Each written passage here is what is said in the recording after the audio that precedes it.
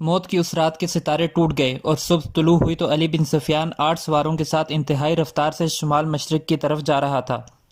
آبادیاں دور پیچھے رہ گئی تھیں۔ اسے معلوم تھا کہ فرینک کے ہیڈ کوارٹر تک پہنچنے کا راستہ کون سا ہے۔ رات انہوں نے گھوڑوں کو تھوڑی دیر کے لیے آرام دیا۔ یہ عربی گھوڑے تھے، تھکے ہوئے بھی تازہ دم لگتے تھے۔ دور افق پر کھجور کے چند ایک درختوں میں علی کو 2 گھوڑے جاتے نظر آئے۔ اس نے اپنی پارٹی کو رستہ بدلنے اور اوٹ میں ہونے کے لیے ٹیلوں کے ساتھ ساتھ ہو جانے کو کہا۔ وہ صحرا کا رازدان تھا، بھٹکنے کا اندیشہ نہ تھا۔ اس نے رفتار اور تیز کر دی۔ اگلے 2 سواروں اور اس کی پارٹی میں کم و بیش 4 میل کا فاصلہ تھا۔ یہ فاصلہ طے ہو گیا مگر گھوڑے تھک گئے۔ وہ جب کھجوروں کے درختوں تک پہنچے تو 2 سوار کوئی 2 میل دور مٹی کے ایک پہاڑی کے ساتھ ساتھ جا رہے تھے۔ ان کے گھوڑے بھی شاید تھک گئے تھے۔ دونوں سوار اترے اور نظروں سے اوجھل ہو گئے۔ وہ پہاڑی کی اوٹ میں بیٹھ گئے ہیں، علی بن سفیان نے کہا اور راستہ بدل دیا۔ فاصلہ کم ہوتا گیا اور جب فاصلہ چند سو گز رہ گیا تو دونوں سوار اوٹ سے سامنے آئے۔ انہوں نے گھوڑوں کے سرپٹ دوڑنے کا شور سن لیا تھا۔ وہ دوڑ کر غائب ہو گئے۔ علی بن سفیان نے گھوڑے کو ایڑ لگائی۔ تھکے ہوئے گھوڑے نے وفاداری کا ثبوت دیا اور رفتار تیز کر دی۔ باقی گھوڑے بھی تیز ہو گئے۔ پہاڑی کے اندر گئے تو دونوں سوار وہاں سے جا چکے تھے مگر دور نہیں گئے تھے۔ وہ شاید گھبرا بھی گئے تھے۔ آگے ریتلی چٹانیں تھیں، انہیں راستہ نہیں مل رہا تھا۔ کبھی دائیں کبھی بائیں جاتے۔ علی بن سفیان نے اپنے گھوڑے ایک صف میں پھیلا دیے اور بھاگنے والوں سے 100 گز دور جا پہنچا۔ ایک تیر انداز نے دوڑتے گھوڑے سے تیر چلایا جو ایک گھوڑے کی اگلی ٹانگ میں لگا۔ گھوڑا بے قابو ہو گیا۔ تھوڑی سی اور بھاگ دوڑ کے بعد وہ دونوں گھیرے میں آ گئے اور انہوں نے ہتھیار ڈال دیے۔ انہوں نے جھوٹ بولا، اپنے آپ کو تاجر کہا، لیکن تلاشی لی تو پیغام مل گیا جو ناجی نے انہیں دیا تھا۔ دونوں کو حراست میں لے لیا گیا۔ گھوڑوں کو آرام کا وقت دیا گیا اور یہ پارٹی واپس ہوئی۔ صلاح الدین ایوبی بے تابی سے انتظار کر رہا تھا۔ دن گزر گیا، رات بھی گزرتی جا رہی تھی۔ آدھی رات گزر گئی۔ ایوبی لیٹ گیا اور اس کی آنکھ لگ گئی۔ سحر کے وقت دروازے پر ہلکی سی دستک سے اس کی آنکھ کھل گئی۔ دوڑ کر دروازہ کھولا تو علی بن سفیان کھڑا تھا۔ اس کے پیچھے اس کے 8 سوار اور 2 قیدی کھڑے تھے۔ علی اور قیدیوں کو صلاح الدین ایوبی نے سونے کے کمرے میں ہی بلا لیا اور علی سے ناجی کا پیغام لے کر پڑھنے لگا۔ پہلے تو اس کے چہرے کا رنگ پیلا پڑ گیا، پھر جیسے یکلخت خون جوش مار کر اس کے چہرے اور آنکھوں میں چڑھ گیا ہو۔ ناجی کا یہ پیغام خاصا طویل تھا۔ اس نے صلیبیوں کے ایک بادشاہ فرینک کو لکھا تھا کہ وہ فلاں دن اور فلاں وقت یونانیوں، رومیوں اور دیگر صلیبیوں کی بحریہ سے بحر روم کی طرف سے مصر میں فوجیں اتار کر حملہ کر دے۔ حملے کی اطلاع ملتے ہی 50,000 سوڈانی فوج امیر مصر کے خلاف بغاوت کر دے گی۔ مصر کی نئی فوج حملے اور بغاوت کا بیک وقت مقابلہ کرنے کے قابل نہیں۔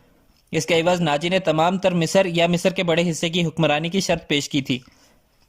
صلاح الدین ایوبی نے پیغام لے جانے والے دونوں سواروں کو تہہ خانے کی قید میں ڈال دیا اور اسی وقت اپنی نئی فوج کا دستہ بھیج کر ناجی اور اس کے 3 نائبین کو ان کے مکانوں میں نظر بند کر کے پہرا لگا دیا۔ ناجی کے حرم کی تمام عورتیں آزاد کر دی گئیں۔ اس کے ذاتی خزانے کو سرکاری خزانے میں ڈال دیا گیا اور ساری کارروائی خفیہ رکھی گئی۔ صلاح الدین ایوبی نے علی بن سفیان کی مدد سے ناجی کے اس خط میں جو پکڑا گیا تھا، حملے کی تاریخ کو مٹا کر اگلی نئی تاریخ لکھ دی۔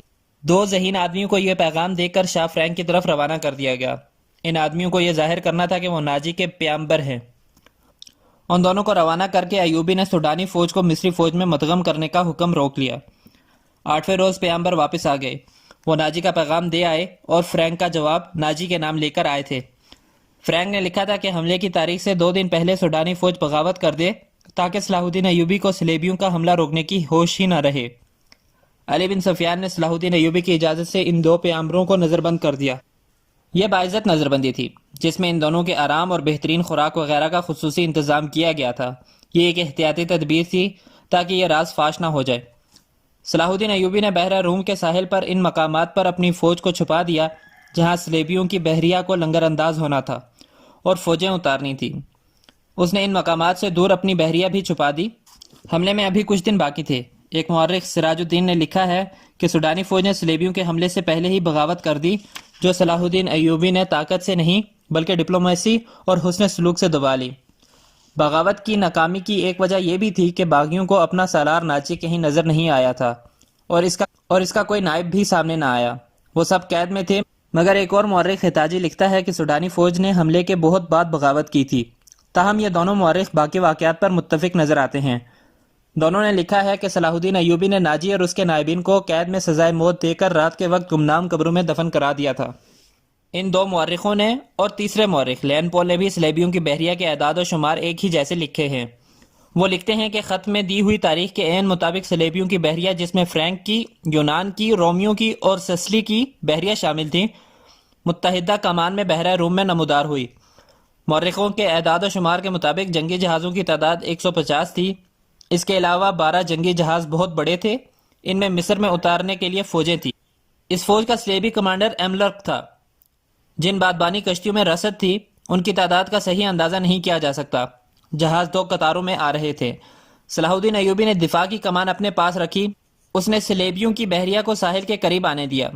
سب سے پہلے بڑے جہاز لنگر انداز ہوئے۔ اچانک ان پر آگ برسنے لگی۔ یہ منجنیقوں سے پھینکی ہوئی مشعلیں تھیں اور آگ کے گولے اور ایسے تیر بھی تھے جن کے پچھلے حصے جلتی ہوئی مشعلوں کی مانند تھے۔ مسلمانوں کی برسائی ہوئی اس آگ نے جہازوں اور کشتیوں کے بادبانوں کو آگ لگا دی۔ جہاز لکڑی کے بنے ہوئے تھے، فوراً جل اٹھے۔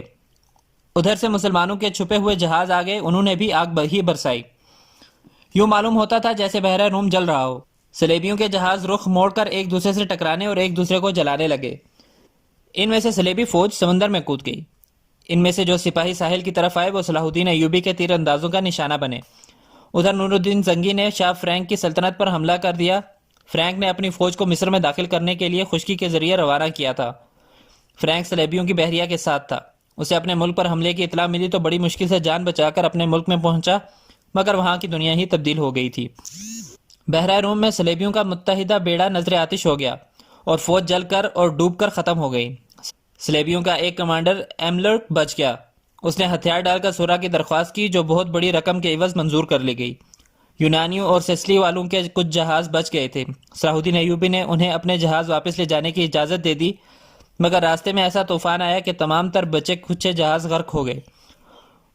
19 دسمبر 1169 کے روز صلیبیوں نے اپنی شکست پر دستخط کیے اور صلاح الدین ایوبی کو تاوان ادا کیا۔ بیشتر مورخین اور ماہرین حرب و ضرب نے صلاح الدین ایوبی کی اس فتح کا صحرا اس کی انٹیلیجنس سروس کے سر باندھا۔ رقاصہ زکوی کا ذکر اس دور کے ایک مراکشی واقعہ نگار اسد الاسدی نے کیا ہے اور علی بن سفیان کا تعارف بھی اسی واقعہ نگار کی تحریر سے ہوا ہے۔ یہ تو ابتدا تھی۔ صلاح الدین ایوبی کی زندگی پہلے سے زیادہ خطروں میں گھر گئی۔